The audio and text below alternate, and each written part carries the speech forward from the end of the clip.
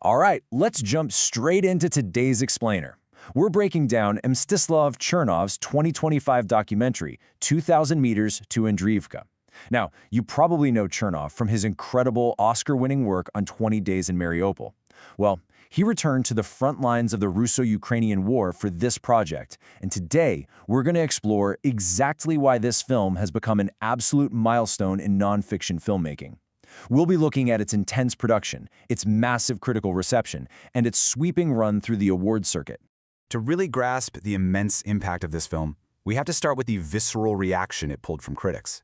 Calling it devastating and extraordinary immediately establishes this as a groundbreaking look at the sheer horror and pity of war. Reviewers weren't just passively watching a movie here. They were subjected to an intense, completely unfiltered reality that just left a lasting, physical impression on them. The film grounds us right away in the stark reality of a completely decimated location, the village of Andriivka in the Donetsk Oblast. Because of the ongoing conflict, we're not just talking about a damaged town, it is totally destroyed. The entire population is fully displaced. By throwing us right into this stark setting, the film establishes the extreme existential stakes of the conflict from the very first frame.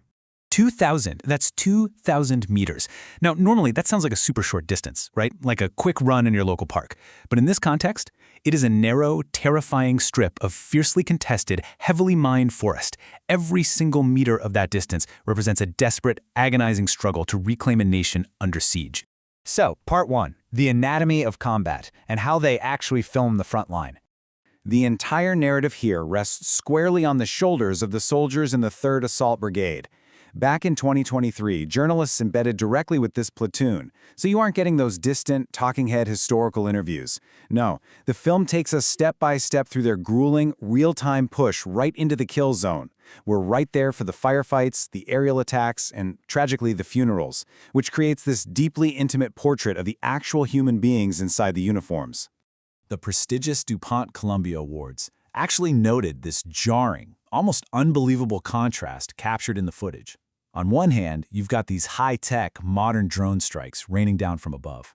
But on the other, you have the devastating, low-tech human cost of hand-to-hand combat down in the mud of the trenches. The film uses bodycam footage to just thrust you right into the middle of this incredibly tragic duality. And the immersive terror isn't just visual either. The filmmakers use this brilliantly minimalist sonic landscape to drag you even deeper into the conflict. You've got Grammy winner Sam Slater composing the score, produced by Austrian sound artist Jaco Vasak. They actually used a self-developed electroacoustic instrument called a cobophone, mixed with these primal war drums. But what really makes it inescapable is how they layered in original field recordings from the war zone and actual walkie-talkie communications. It just makes the whole thing feel terrifyingly real. Let's move into Part 2, universal acclaim and how the critics responded. Achieving an 88 Metascore is absolutely massive. Securing that highly coveted universal acclaim status right out of the gate? I mean, for a documentary dealing with such relentless, heavy subject matter to score this high, it really speaks volumes about the sheer mastery of its execution and just how vital this journalism actually is. It received near-unanimous praise from major publications across the board. We're talking 15 overwhelmingly positive reviews, just 1 mixed, and literally 0 negative reviews. This proves that even though the subject matter is incredibly difficult, and believe me, critics warn that it contains images you won't soon forget, it still resonated on a really profound level with viewers. Critics really zeroed in on that unmatched, terrifying proximity to the soldiers. The New York Times perfectly described it as bruisingly intimate nonfiction. And it's that specific phrase, bruisingly intimate, that captures the deep, empathetic connection you feel with the people experiencing this nightmare. It forces you to cross that gap between just watching a news report on TV and actually feeling the visceral, heavy weight of survival. Because this really wasn't just viewed as some dry political or historical document. As the Daily Beast noted, it's an emotional endurance test.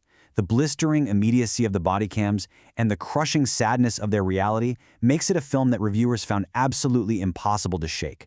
It is a weary, angry experience that perfectly captures that jaundiced sense of futility born from a long-term conflict.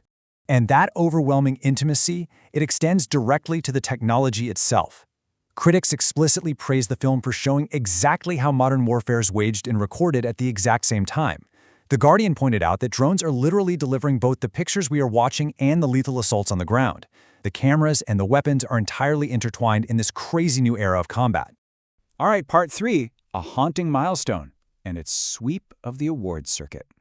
Just look at the relentless momentum this film had throughout the year. It started out as a huge festival darling, with its world premiere at Sundance in January, moved through major European festivals like CPH Docs in March, hit a limited US theatrical release in the summer, and then ultimately achieved mass national reach with the December broadcast on Frontline.